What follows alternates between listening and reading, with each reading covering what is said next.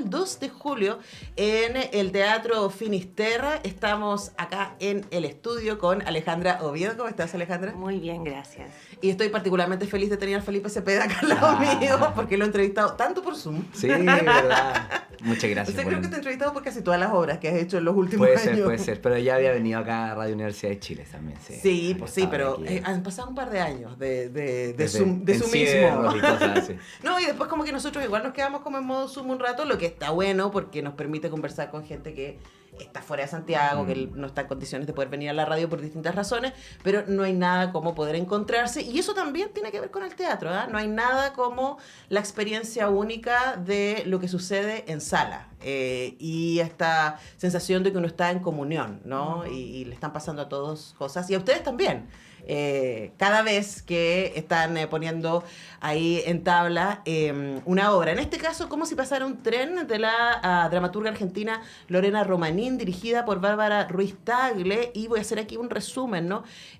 Básicamente lo que conocemos, todo sucede al interior de una casa donde está esta mujer grande, una mujer que es Ana Reeves, una profesora además muy energética, muy estricta, muy estricta, y que tiene al cuidado a su hijo, que no sabemos exactamente cuántos años tiene, además porque... No, yo diría que sí es un adulto igual, hay un retraso ahí madurativo en él. Pero es un amor, sí. Es un amor ese cabro. No sabemos cuánto, pero es muy fácil quererlo él. Y a esta lógica familiar llega la prima, una prima que ya está justo en el traspaso de ser adulta, ¿no? Es como está en la última etapa de la adolescencia, pero que fue mandada por su mamá castigada a la casa de su tía en provincia, ¿no? A ver si enmendaba el camino.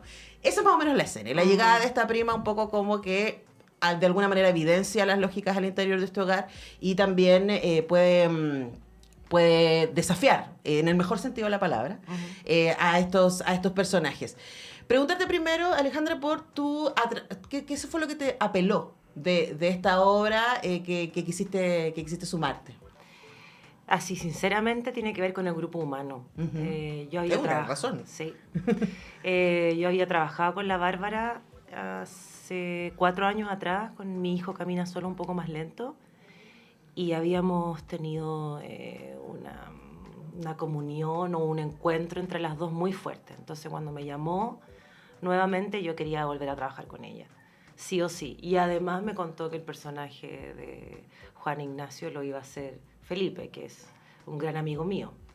Y además estaba la Anita, que yo ya había trabajado con ella en una obra anteriormente, entonces el grupo me sedujo demasiado. Sí, me parece muy bien. Yo debo decir, aquí confieso, Felipe probablemente lo sabe, yo fui a ver a Felipe porque en mi opinión es uno de los mejores actores de su generación. Y aquí viene mi pregunta, ¿no? Tú vienes de hacer, y estábamos hablando fuera del micrófono, obras muy densas. Sí. ¿Sí? Obras generalmente, muy, sí. Muy políticas, yo me acuerdo cuando vimos Diablo, después yo te decía, Felipe, bajas 3 kilos haciendo un monólogo, sudá, y un monólogo muy político, muy denso, tremendo, ojalá remonten pronto. Se vienen cositas por ahí. Perfecto.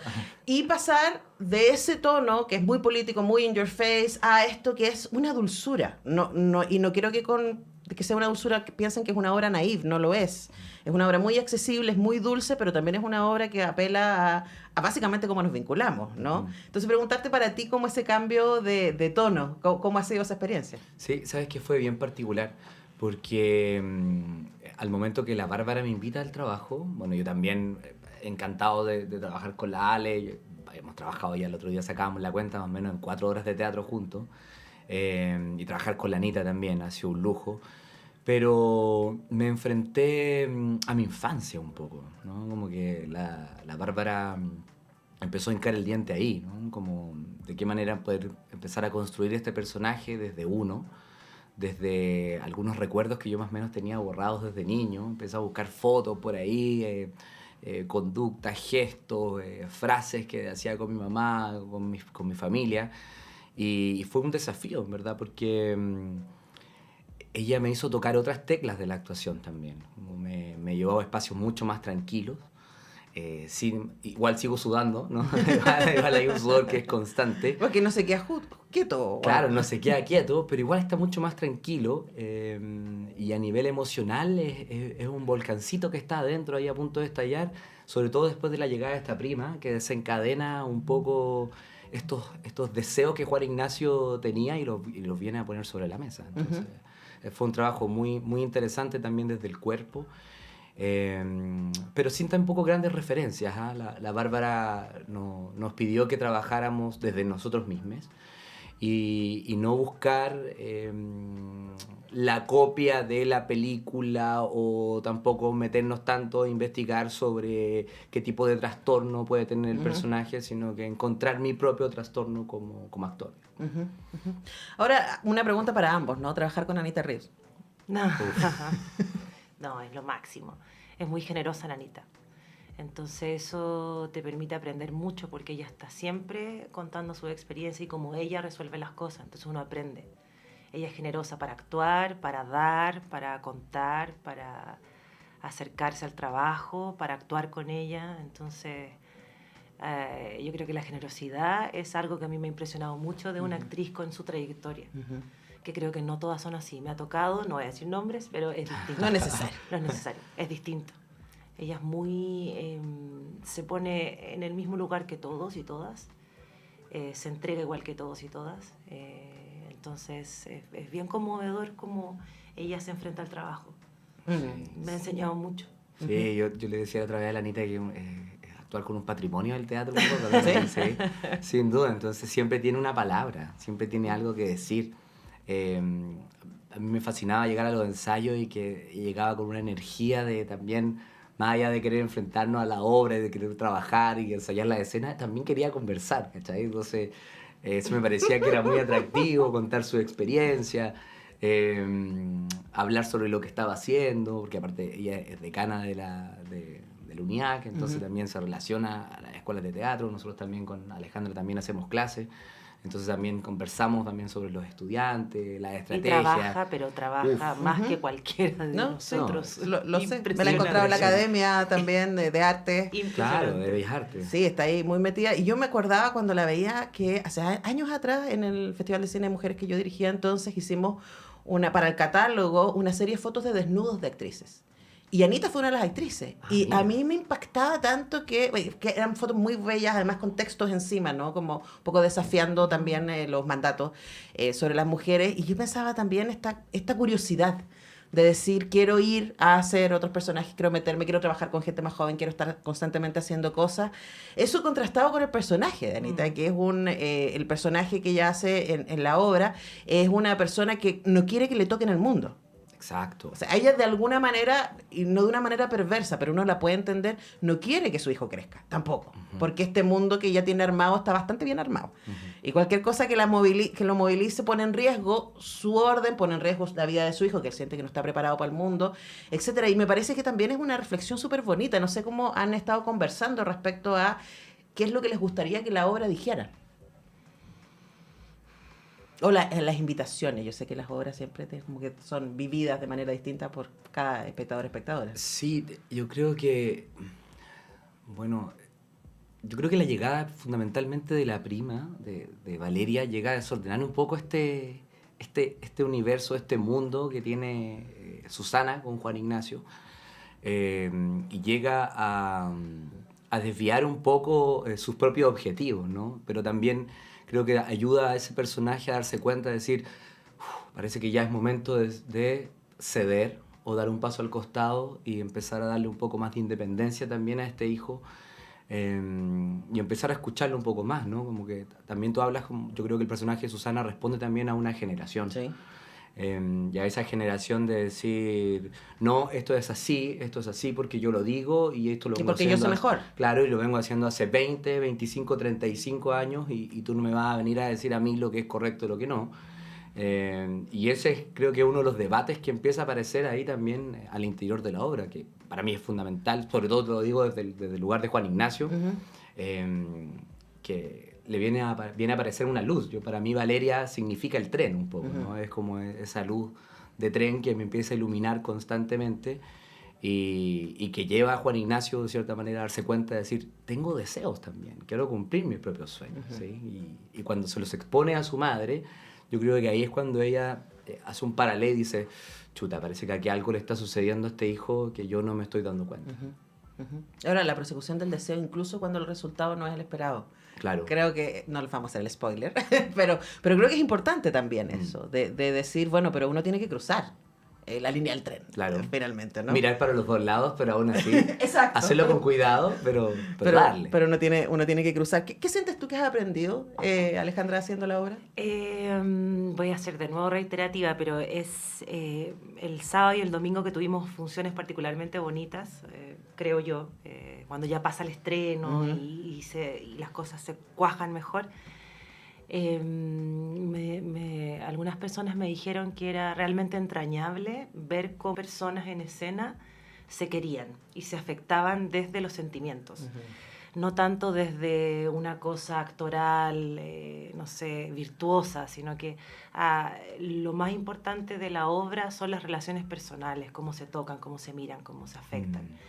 Y creo que para mí ha sido un aprendizaje de construir y trabajar desde el afecto como parte fundamental y primera. Uh-huh. Uh-huh. No es cómo yo lo hago, cómo yo lo resuelvo como actriz, ni cómo van a pensar que lo resuelvo desde fuera, sino que yo funciono en la medida que afecto al otro. Y eso es una forma de construir el teatro que no es tan común. No es tan común. Bueno, la invitación que nos hace la Bárbara es un poco eso, ¿no? Como a entender las relaciones. O sea, Claro. A entender cómo nos relacionamos entre nosotros tres. El espacio de ensayo siempre fue un espacio de comunión, de conversa. Yo hace tiempo que no me relacionaba con un espacio tan afectuoso. Con puras mujeres, además. Sí, solamente mujeres. Bueno, Mauro, que es el productor. Mauro, que es el productor, que es nuestro productor, que siempre estaba ahí, muy, muy atento. Pero había un lugar de sensibilidad bien tremendo, Uh-huh. bien tremendo, como de cobijo, de... Sí. Y nos queremos mucho, además, y eso tampoco... Sin ser condescendientes, ¿ah? Claro, No, para nada. Además que de hecho estaba pensando en eso, ¿no? Como que se nos olvida que yo estoy tratando de cada vez traerlo más a mi vida, pensar que la ternura es revolucionaria, ¿no? Y a veces en este mundo tan hostil, ¿cierto? Tan peliagudo, y especialmente en Chile, que como que se instala la idea de que aquí el que pisa más fuerte gana, la lógica del winner, el partido de la gente y cosas así. Sí.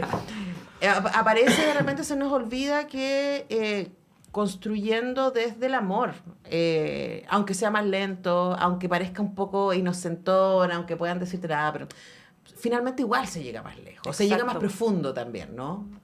Así es como tiene mayor trascendencia en todos los sentidos. Estamos conversando con Felipe Cepeda y Alejandra Oviedo, quienes junto a Ana Reeves protagonizan en la obra Como si pasara un tren, que está en el Finisterra, en el Teatro Finisterra, hasta el 2 de julio, jueves a sábado a las 20:30 horas, los domingos a las 19 horas, y tienen entonces la posibilidad de ver que queda entonces 3 fines de semana, si no estoy. Sí, nos quedan 3 fines de semana porque nosotros decimos que estamos volviendo un poco a las temporadas más largas, son 16 funciones. Que corresponde. Sí, Yo siempre corresponde, pienso, ¿no? o sea, como Tampoco son Volvamos largas. un poco. todo lo que trabajan en una obra para estar Imagínate. 6 funciones. A mí o sea, me mata. O sea, Sí. me mata a mí, no me imagino usted. Sí, pero bueno, estamos hasta el 2 de julio, como tú bien decías, en el Teatro de Finisterra, y de jueves a sábado a las 20:30 horas y los domingos a las 19 horas. Claro, y pueden conseguir también sus entradas por Ticket Plus. Además, el Teatro Finisterra tiene ahí un montón de descuentos y otras Y hay cosas. estacionamiento, ¿ah?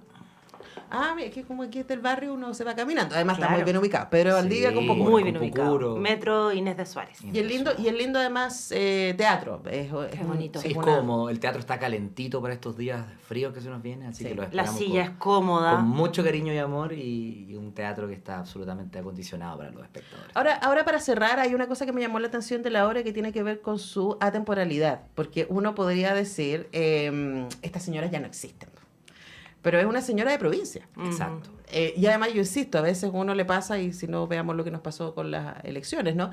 Que uno cree que todo el mundo que le rodea vive más o menos la misma lógica que uno, y a veces nos metemos en nuestras cámaras de ecos y nos olvidamos que convivimos con esas miradas que son bastante más conservadoras en el sentido que no quiere que las cosas cambien, ¿no? Ujú.